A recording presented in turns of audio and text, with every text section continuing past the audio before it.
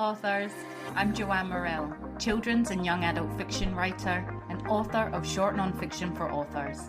Thanks for joining me for the Hybrid Author podcast, sharing interviews from industry professionals to help you forge a career as a hybrid author, both independently and traditionally publishing your books. You can get the show notes for each episode and sign up for your free author pass over at the Hybrid Author website to discover your writing process, get tips on how to publish productively, and get comfortable promoting your books at www.hybridauthor.com.au. Let's crack on with the episode.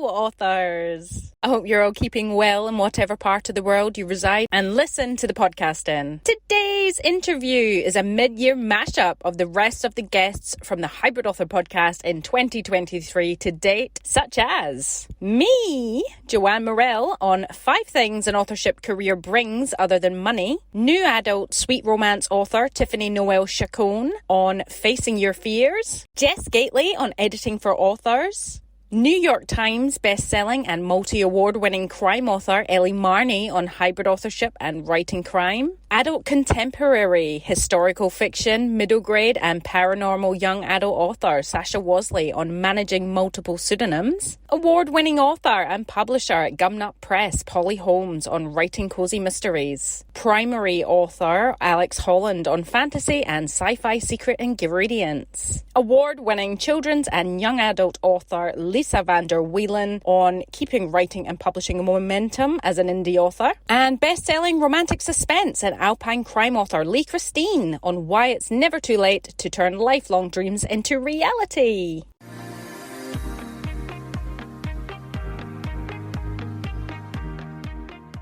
So in my author adventure this week, I'm starting to get a little antsy as submission deadlines for my children's fiction, specifically a picture book I have sitting with a couple of publishers, are due for notification. So fingers crossed for me out there, it's for a publication contract and not a rejection or continued deathly silence. Although what is it they say? No news is good news.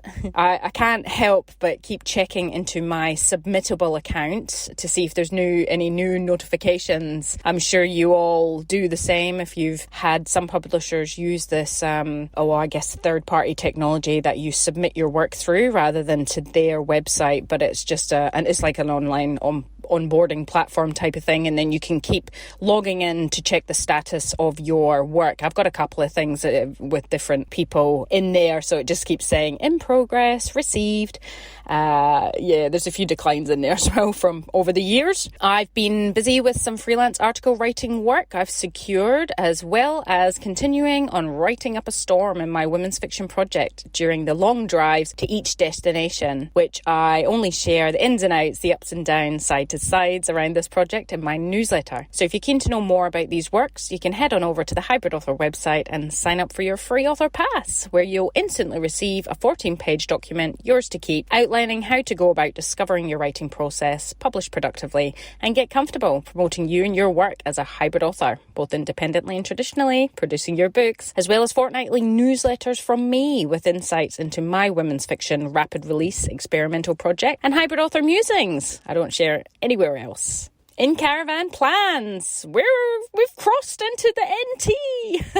We're in the Northern Territory, and when we came up for the sign, and it said, thank you for visiting Western Australia, and then it said, welcome to the Northern Territory, I went, woo! And we just started screaming because I just wanted to get out of Western Australia. I just wanted to get out of the state. And we've been travelling for about 7 or 8 weeks. So it's been a couple of months and we finally made it. Western Australia is massive. It is so huge and it's got such amazing stuff. But I'm really, really excited to be here. We are in Darwin. We are at the top of Australia and I'm absolutely sweating my box off. And it's the dry season, which is meant to be their winter, but it's still in like 30 degrees and my hair's just went... It's just like this frisbee. Not that it matters, I've got a hat on my head and, we just sort of swim all the time. So it's very tropical. We've only been here like a night or whatever, but we're actually stopping here now for a month. So I'm quite excited about that as well, to be staying put. And we're in a really nice caravan park. So it's quite fancy actually. And I'm, quite happy about that. There's lots of things for the kids to do. And we know another travelling family here. Shout out to the Barefoot Kiwis.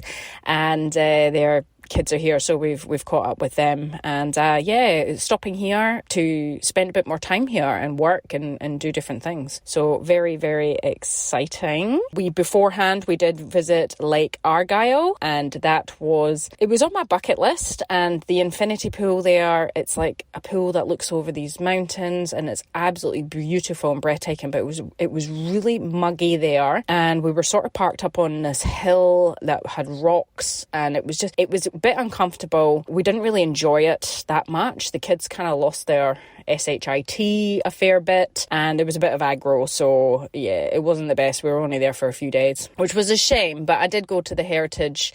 Was it Heritage? It was like a station historical building, and learned all about oh my gosh. Obviously I didn't learn much if I can't even remember their names, but I learned some of the history, and it's just still boggling me that I feel very interested in all this sort of stuff. So yeah, it was good.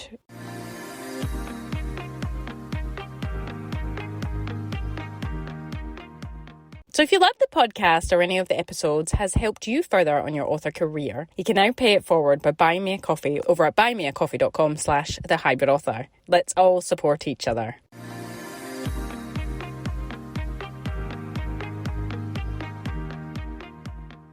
That brings us to the third thing an authorship career brings instead of money, and that is helping people, helping others.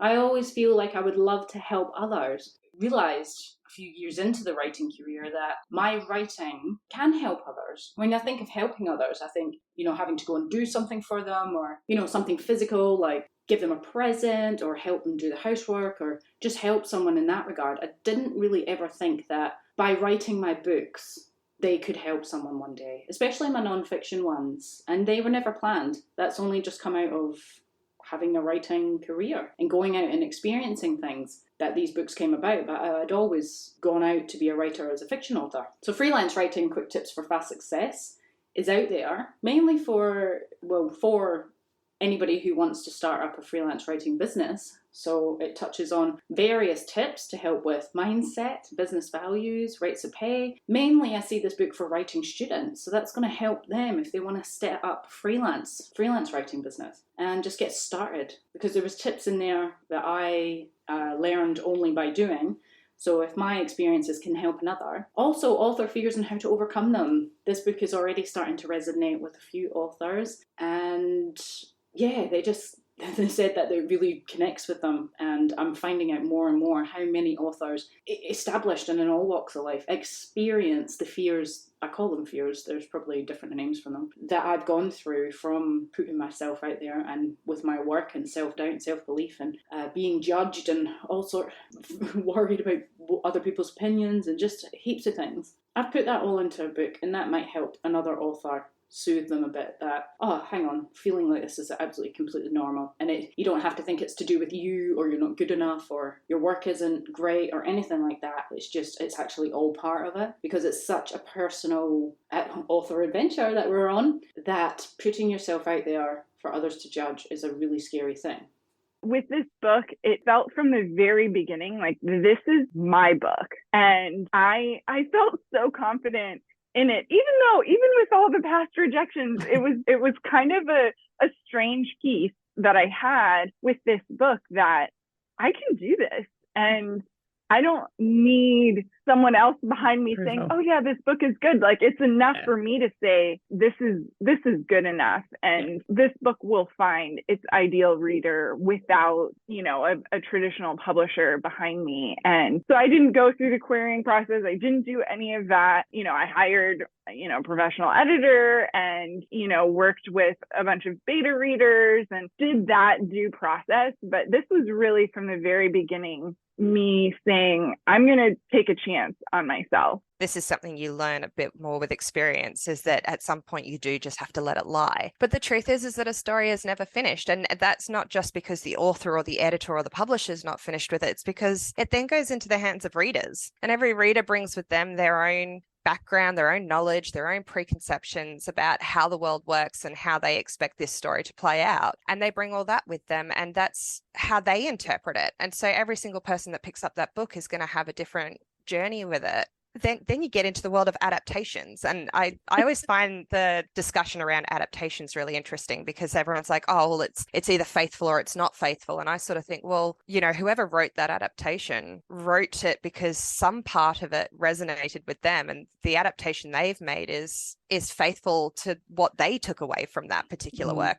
And I think that's where the idea of faithful and unfaithful tend to clash, because some people resonate with it, with that particular aspect, and some people don't. So in that sense, yeah, no, storytelling in general, and it never changes and never ends. And as editors, that's part of our job, is to know when to let sleeping dogs die. People are always talking about how fascinating serial killers are. That's a real thing in our popular culture, that we seem to be really obsessed with people like Ted Bundy and, you know, the recent series about Jeffrey Dahmer. And we've got a real bug, you know, about these serial killers and how and why they did what they did. And I think, you know, that's fair enough, because those sorts of people have a completely aberrant psychology to us, to regular people. And they're going to behave in very unpredictable and interesting ways, you know, so that's interesting for a reader or for a viewer. But I'm not just interested in those people. I'm also really interested in what makes a person wake up in the morning, decide that they're going to be a homicide detective. You know, they're going to encounter the most brutal, hostile, difficult kind of circumstances in every case that they take on. You know, what drives somebody to become, you know, involved in law enforcement or to take on the kind of role of detective? Those people have a really interesting psychology too, actually. It's not something that I'd even thought about before I started writing crime, but the more I've gotten into it, the more I've started to think, you know, this is an equally interesting perspective. I would try and think really hard about the reasons why. If you are going to choose a pseudonym, I would suggest that you stick with something that is very similar to your actual real first name, or keep your first real name, because it can get confusing when you're out at a festival and someone's calling Ash across the across the green room, and you're like, huh? Oh, that's me. If you're going to switch names around, then maybe go with your last name. Do have a think about where you're going to sit on the shelf. That is a consideration. I don't know, maybe it's not as big a consideration as I think it is, but when I go into a bookshop, I like to see my books front row center. Yeah. And I don't like to have to move them myself. Yeah. So I guess they'd be the main tips. Think about where you are in the alphabet. Think about the pronounceability of your name, what your name says about you. You know, if you're an own voices writer, then maybe keep that name that speaks to that. Yeah. You know, there's a whole bunch of considerations there. They're just a few of them. I think the biggest thing is just to never give up. I know we say that really easily, and, you know, don't give up, keep going. But there's always a point where you want to go, I'm no good at this and I want to give up. You've just got to work through that. Because if that's the dream that you want, or if that's the goal you want, you've got to step over that fear and keep going. Don't believe the first person who tells you everything, because they may not be as adverse in the industry as you think. Get more opinions, get another opinion, go and ask someone else. Don't believe the first thing the first editor tells you. Do research on the people that you're working with, or the people that want to work with you, so that you actually immerse yourself in the industry and around the right people. If I want my book by X date and I am aiming for 100,000 words as a nice kind of benchmark, how many words do I need to write a day? And just do that. And then do that again, next day. And then my book came to me. Like, it was as simplistic as that, as taking a really big idea, the macro idea, breaking it down to its micro, what is it that I need to do right here, right now, today, and then doing that same thing again repeatedly. And if you get, say it was 50 words a day across X number of months to get to where I wanted to be, it was okay if I just hit 50. It was okay if I just hit 500. As long as I was making that consistent progress daily, I knew I was going to get to where I wanted to be. Yeah, that's right. And I think with writing momentum, it always comes in waves. And when that inspiration is there, it's so important to take that opportunity when it arises to actually write and be creative. So it's very hard to find that balance sometimes. But I think it is all about prioritizing and trying to balance, as life is a balancing act, I think, and to focus on the old work and the new work. I find I go back to trying to promote some of my older work along the way and try and balance that time out. And there are times of year where certain books are better to promote than others, but I try and set aside a few hours each week where I focus on my old work, and then I prioritize most of my time to actually writing and putting out new work. I doubted I'd get published. Then when I was published, I started worrying about whether my books would sell. So I'm sure there's a lot of authors out there that can relate to that. If you're going to be a writer or any creative for that matter, you are putting your work out to be criticised, and you have to expect that, and you can't please everybody. We all have our favourites, and a criticism of your book or your art or your music isn't a criticism of you as a person. I mean, we all know movie stars who have made great actors who have made terrible movies. So I just thought to myself, well, if you're going to do it, you're going to have to put your work out there and try to take the criticism, any criticism and feedback on board and learn from it.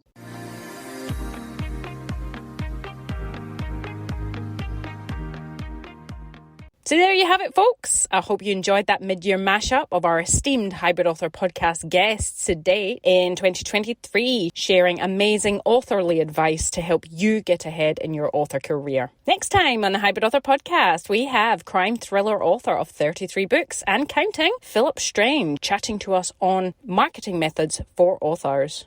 I wish you well in your author adventure this next week. That's it from me. It's bye for now. That's the end for now, authors. I hope you're further forward in your author adventure after listening, and I hope you'll listen next time. Remember to head on over to the Hybrid Author website at www.hybridauthor.com.au to get your free author pass. It's bye for now.